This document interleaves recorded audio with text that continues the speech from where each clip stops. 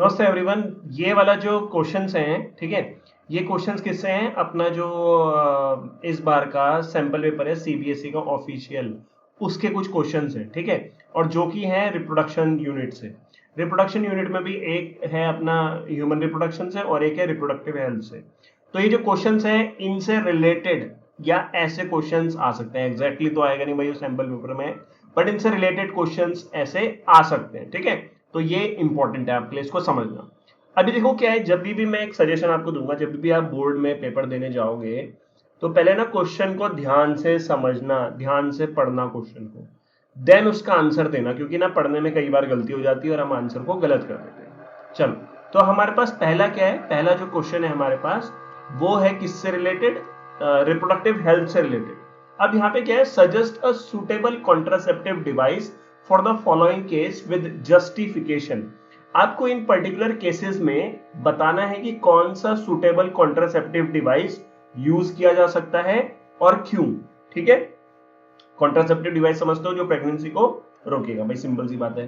अब पहला हमारे पास क्या जाता है, Mohini does not want to take the risk of contraception and sexually transmitted infection. जो मोहिनी है वो नहीं चाहती है कॉन्सेप्शन, मतलब प्रेगनेंसी नहीं चाहती है, और सेक्सुअली ट्रांसमिटेड इन्फेक्शन भी उसको ना हो, उससे भी वो बचना चाहती है, ठीक है। तो इस केस में मोहिनी क्या यूज करेगी? Barrier method. बैरियर मेथड में क्या हो जाएंगे, कॉन्डोम जो है वो यूज होंगे यहाँ पे, ठीक है, जो कॉमन है। देन सेकंड आता है हमारे पास ललिता। ललिता हैज, अच्छा, इसका जस्टिफिकेशन क्या है? देखो, जो ये बैरियर मेथड में जो कॉन्डोम्स हैं, एक तो कॉन्सेप्शन को रोकता है, प्रेगनेंसी नहीं होने देता, दूसरा सेक्सुअली ट्रांसमिटेड इन्फेक्शन से भी ये बहुत अच्छे से प्रोटेक्ट करता है, ठीक है, पर्सन को, जो ये कॉन्डोम्स होते हैं वो। अब सेकंड आता है ललिता हैज 2 चिल्ड्रन, इनके 2 बच्चे हैं, and does not want any more children. भैया ये 2 बच्चों से ज्यादा नहीं चाहते, मतलब अब इसके बाद ये बच्चे चाहते ही नहीं है। तो एक परमानेंट तरीका क्या है, जिसे बोलते हैं सर्जिकल मेथड, जिसमें क्या हो सकता है, या तो ललिता क्या कर दे, डॉक्टर के पास जाके वो ट्यूबक्टोमी करा दे, ठीक है, या फिर जो ललिता के हस्बैंड है वो वेसेक्टोमी करा दे, वास डिफरेंस को कट करवा दे। तो ट्यूबक्टोमी और वेसेक्टोमी से क्या होता है कि एक बार उसमें कट लग जाता है तो आपको पता है उसमें फिर प्रेगनेंसी नहीं होती है आगे ना, ठीक है। तो वो एक मेथड है जिससे क्या है उनके आगे बच्चे नहीं होंगे। थर्ड पॉइंट क्या है, थर्ड इसमें क्या है, Gita wants a contraceptive that she can take till she want to avoid conception.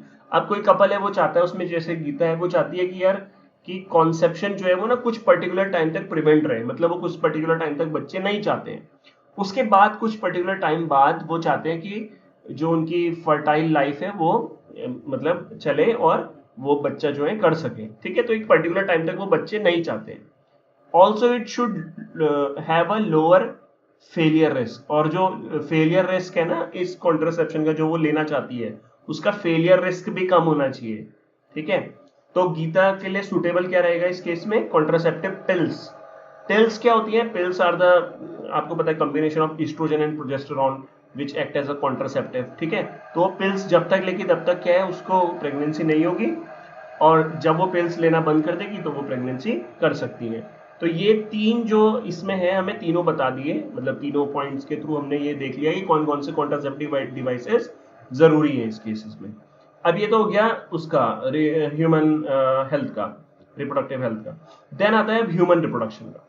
तो ह्यूमन रिप्रोडक्शन में हमारे पास यहाँ पे एक डायग्राम दे रखा है जिसमें हमें क्या शो कर रहा है, transport of ovum, fertilisation, passage of growing embryo through fallopian tube in the human female, और answer the following question, answer the questions that follow. तो इसमें पहले डायग्राम आपने देखा होगा, अपनी एनसीईआरटी का ही डायग्राम है, उठा के उन्होंने दे रखा है, ठीक है। डायरेक्ट जो है एग्जैक्टली जो है वो हमें यहाँ पे दे रखा है। अब पहले तो उन्होंने पूछा कि यहाँ पे पहला क्या है question, what will be the ploidy of cells shown in A and C stage in the figure given बोलो बिलो। प्लॉइडी का मतलब क्या होता है? प्लॉइडी का मतलब होता है नंबर ऑफ क्रोमोसोम कितने होंगे, ठीक है, मतलब नंबर ऑफ क्रोमोसोम कह रहा मैं। वो प्लॉइडी मतलब हैप्लॉइड है या वो डिप्लॉइड है, ठीक है, ये ट्रिप्लॉइड है, ऐसे कुछ भी जो है उसे प्लॉइडी में लेते हैं। अब जैसे यहाँ पे आपसे पूछा ए जो है उसकी प्लॉइडी क्या है, तो भाई ए जो है वो क्या है, जाइगोट है। तो जाइगोट जो, सॉरी जाइगोट कह रहा मैं, ये एग है, एग, एग मतलब ये ओवम है। तो इसकी प्लॉइडी क्या होगी? एन। इट इज हैप्लॉइड, ये हैप्लॉइड है, ठीक है। फिर इस जाइगोट से कौन मिल जाएगा, सॉरी इस एग से कौन मिल जाएगा, स्पर्म मिल जाएगा। स्पर्म की भी प्लॉइडी क्या होती है, एन, हैप्लॉइड होती है, तो एन से एन मिलेगा तो क्या बन जाएगा, डिप्लॉइड। तो डिप्लॉइड जो है यहाँ पे फर्टिलाइजेशन हो रहा है और यहाँ पे जाइगोट का फॉर्मेशन हो गया, ठीक है, सी स्टेज में। और ये क्या हो गए हमारे, ब्लास्टोसिस्ट हो गए, दो ब्लास्टोमर्स हो गए ये हमारे, ठीक है। तो जो ये वाला स्ट्रक्चर है ये क्या होगा, ये होगा 2n। 2n क्यों होगा, क्योंकि बना किससे है, एक स्पर्म और एक ओवम से, मतलब n प्लस n से, तो ये क्या हो जाएगा 2n, ठीक है। तो पहला तो हमारा ये हो गया। अब what will happen if component l as shown in the figure g given below does not attach properly to the endometrium। अब पहले एंडोमेट्रियम आप जानते हो ना क्या होता है, एंडोमेट्रियम जो होती है वो यूट्रस की इनर लाइनिंग होती है, जहां पे क्या होता है, जो वो रहता है एम्ब्रियो है वो प्रॉपरली वहां पे जाके जुड़ता है। एम्ब्रियो मतलब जो ये फर्टिलाइज्ड एग होता है वहां पे जाके जुड़ता है, ठीक है। तो ये है एंडोमेट्रियम, यहाँ पे ये एंडोमेट्रियम है, इस पे जाके जुड़ता है, ये ब्लास्टोसिस्ट का इम्प्लांटेशन होता है। और देन उसके बाद क्या होता है, यहाँ पे ग्रोथ होती है बच्चे की। अब उसने बोला कि अगर ये जो एल कंपोनेंट है, ये वाला ब्लास्टोसिस्ट में जो एल कंपोनेंट है, ये ना अटैच नहीं हो पाए प्रॉपरली, किससे, ब्लास्टोसिस्ट से। ये ब्लास्टोसिस्ट से प्रॉपर, सॉरी एंडोमेट्रियम से प्रॉपरली जो है ये एल जो लेयर है ये अटैच नहीं हो पाएगी, तो क्या होगा, अब पहले समझो। ब्लास्टोसिस्ट, ठीक है, इसमें एल जो है ये क्या है, इट इज वो क्या बोलते से, ये एक तो इनर सेल मास हो गया और एक ये ट्रोफोब्लास्ट लेयर हो गई, ठीक है। ट्रोफोब्लास्ट नहीं है, ट्रोफो इनर सेल मास, और अरे मैं नाम भूल रहा हूँ उसको, इनर सेल मास और इस लेयर को क्या बोलते हैं, बाहर की लेयर को, एक तो हो गया, ये हो गया इनर सेल मास, ठीक है, और ये हो गया ट्रोफोब्लास्ट लेयर, ही होती है ट्रोफोब्लास्ट लेयर, ठीक है। तो ये ट्रोफोब्लास्ट लेयर है। अब ये जो ट्रोफोब्लास्ट लेयर होती है ये क्या करती है, जाके चिपक जाती है किससे, यूट्रस के एंडोमेट्रियम लेयर से।